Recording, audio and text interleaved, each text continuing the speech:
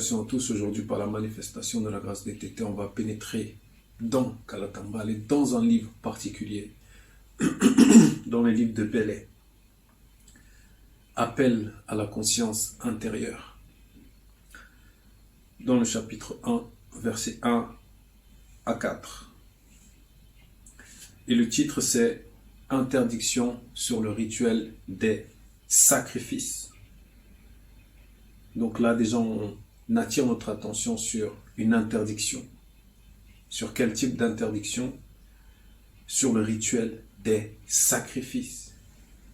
Parce que lorsque nous disons que nous sommes dans la spiritualité, en tout cas nous pratiquons la spiritualité.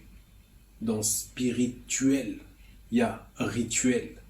Donc les rituels, les rites de l'esprit. De quel esprit maintenant? Toutefois, ici, on nous dit l'interdiction sur le rituel des sacrifices. Ça veut dire qu'il y a une manière de se comporter par rapport, pour être en accord avec le spirituel. Donc, en guise d'introduction, on va d'abord lire la définition même de sacrifice.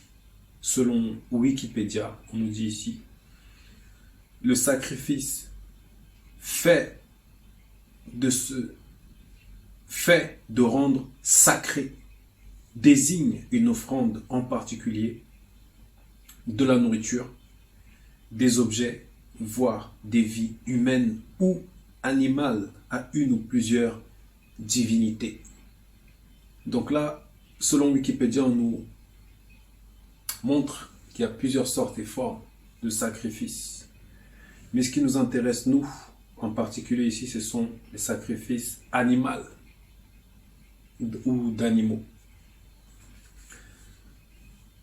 Donc dans Bélé, chapitre 1, verset 1, il est dit: parmi les entités qui apparurent sur Mdongoma Mindi Ma Elomba, entre parenthèses, montagne des esprits célestes, virgule, il arriva que l'une d'elles réapparut à Boussi lors d'une nuit sur la même montagne des dieux.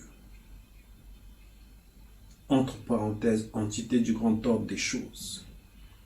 Donc dans la définition de sacrifice, on nous a parlé de divinité. Et ici au verset 1, on nous parle des dieux. Et selon l'enseignement que nous avons reçu de notre Moulédi, en réalité, le terme Dieu renvoie à divinité. Mais ici, on parle des entités supérieures, celles qui ont atteint des sphères terrifiantes. Verset 2. Mais tout d'abord, par rapport au verset 1, Boussi, c'était l'intermédiaire ici par rapport au peuple, avec le grand ordre des choses, puisqu'il avait déjà atteint des fréquences, des hautes fréquences dans la spiritualité. En tout cas par rapport à ce qui est même accessible à l'homme, du visible. Verset 2. Moutate dit, entre parenthèses, l'entité ordonna à Boussi de communiquer au peuple les prescriptions suivantes. 2 points. Aucun homme, virgule, femme ou jeune, parmi le peuple, quel que soit son rang, n'offrira point d'animaux en sacrifice à Tété. Voilà. Ici, on nous parle clairement pour qu'on puisse comprendre. Aucun homme, virgule, femme ou jeune, parmi le peuple. On a bien dit parmi le peuple. Et quand on parle du peuple, on parle du peuple noir ici. Parce que là, nous sommes dans Kalatambale. Nous ne sommes pas dans les à peu près. Des Bibles trafiquées. Et on s'adresse à ce peuple-là parce que le grand ordre des choses a déjà vu toutes les réalités. Quand on dit grand ordre des choses pour ceux qui viennent d'arriver, on parle des entités supérieures. Donc, par rapport à cette loi et pourquoi elle est manifestée, c'est simplement parce qu'il y en a qui pourront être trompés et manifester des choses abominables. Et Boussi ici avertit le peuple, était chargé d'avertir le peuple. Donc on va aller dans Bébouté 4, verset 23, à la page 26. Parce que, en réalité, toute chose a une origine. Il y a toujours une origine, que ce soit spirituellement, tout ça là. Verset 23. Et à cause de Moudioué, toute l'animalité entière, virgule, depuis l'oiseau des régions les plus élevées jusqu'aux reptiles, et toutes les petites et grandes bêtes qui se déplacent sur le sol, et tous les poissons seront frappés de terreur et de tremblement devant les hommes. Point. Ils seront aussi tués par Enyenge, entre parenthèses, plaisir et livrés à d'horribles sacrifices. Donc par rapport à cette partie-là,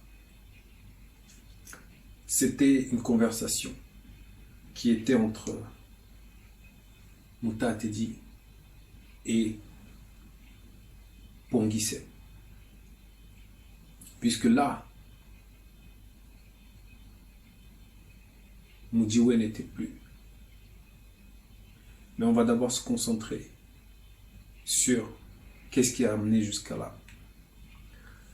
Tout simplement, c'est qu'à un moment donné dans l'existence de Moudioué et de Pongisse, il y a eu une tromperie qui a été manifestée par le Moudima Bobé en chef. En gros, il a pris l'apparence du Mouta Atedi, trompeuse de Mouta Atedi, pour séduire les deux frères. Et ce qui en a résulté, c'est que il y a eu des offrandes qui ont été manifestées.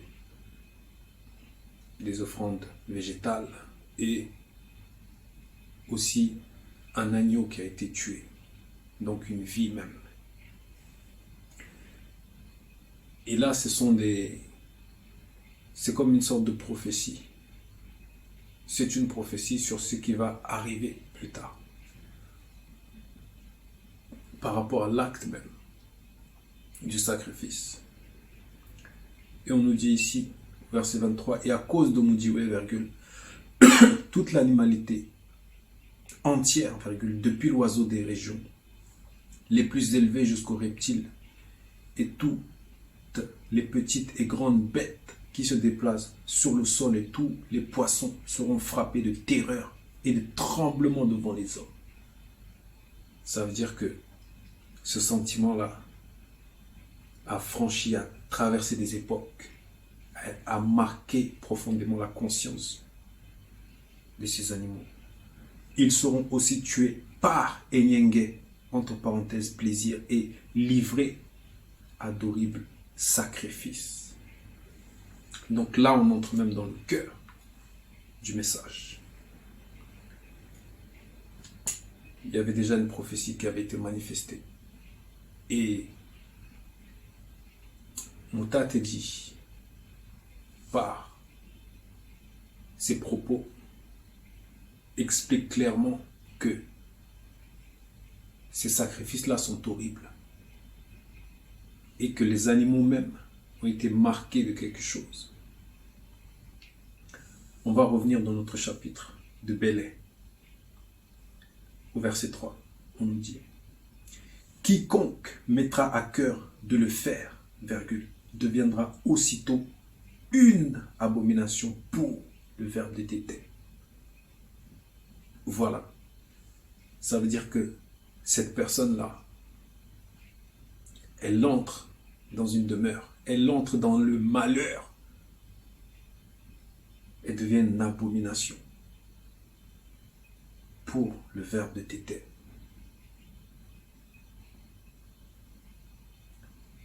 Verset 4. Et aucun sacrifice animal, physique, n'a, virgule, ne peut et ne pourra à aucun moment faire obtenir le pardon des péchés.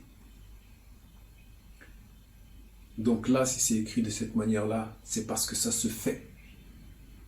Ou ça s'est fait, ou ça se fera.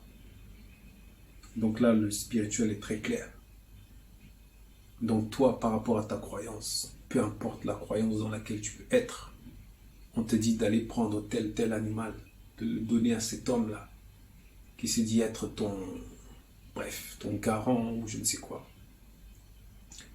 Qu'en faisant cela, tu seras purifié, tu seras pardonné de ton Dieu ou je ne sais quoi. On nous dit ici, aucun sacrifice animal physique n'a, ne peut et ne pourra à aucun moment faire obtenir le pardon des péchés. Tout simplement parce que l'Oba, par la manifestation de sa volonté, n'a pas permis que dans le visible, les animaux soient et qu'ils puissent être livrés à des sacrifices. En gros, qu'ils soient là pour cela. Parce que ce sont des vies. Et si on entre en profondeur,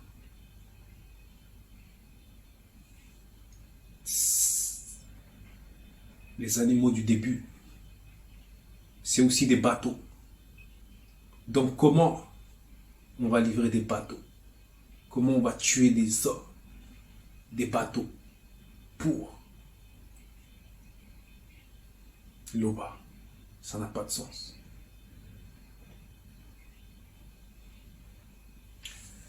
Donc pour conclure, on va aller dans Wonja, chapitre 38, au verset 11 à la page 527.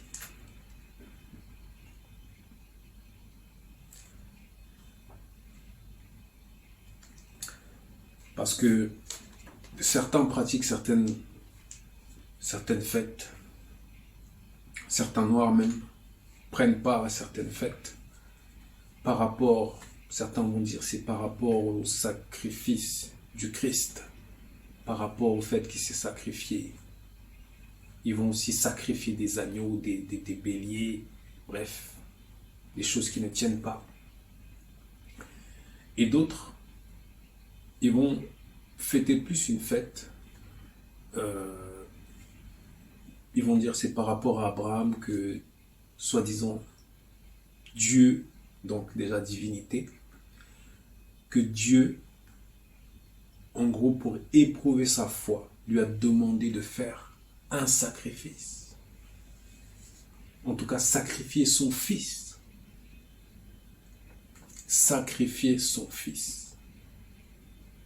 Mais, en gros, son Dieu, il a besoin de ça. Il ne connaît pas le futur de sa créature.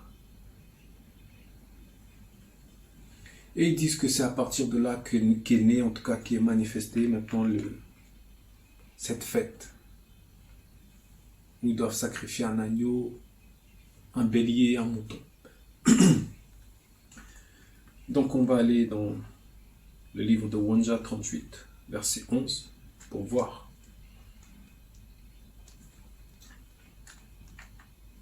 On nous dit, comme un berger, virgule, les deux sawas paîtront le troupeau, virgule, ils prendront spirituellement les agneaux dans leurs bras et les porteront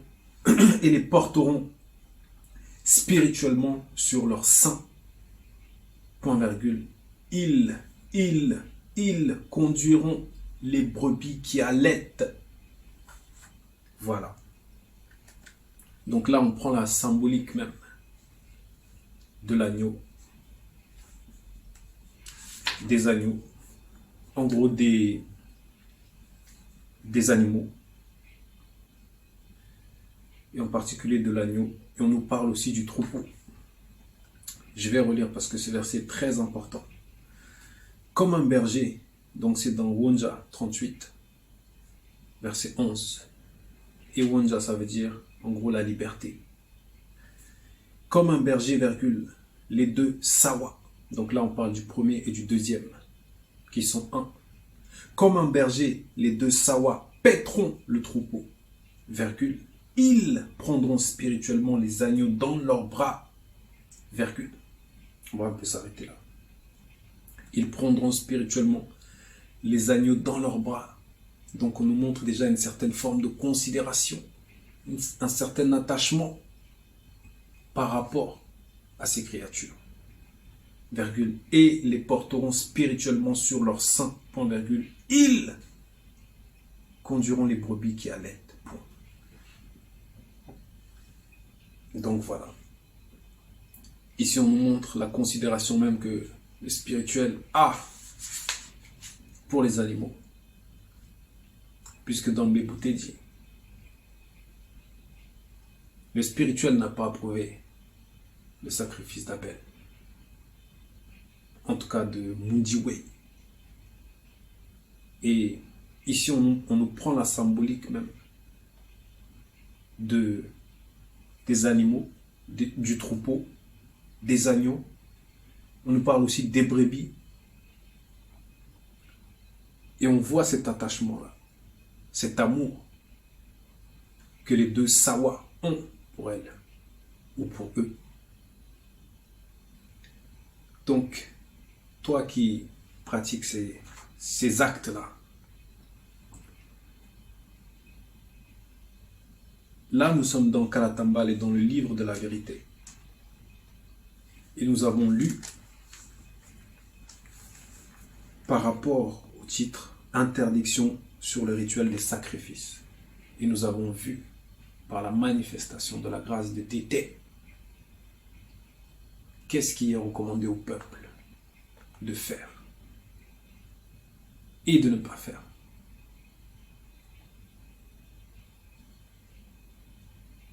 Toute la gloire, toute l'adoration ne revient qu'à Tété seul. Ainsi soit-il.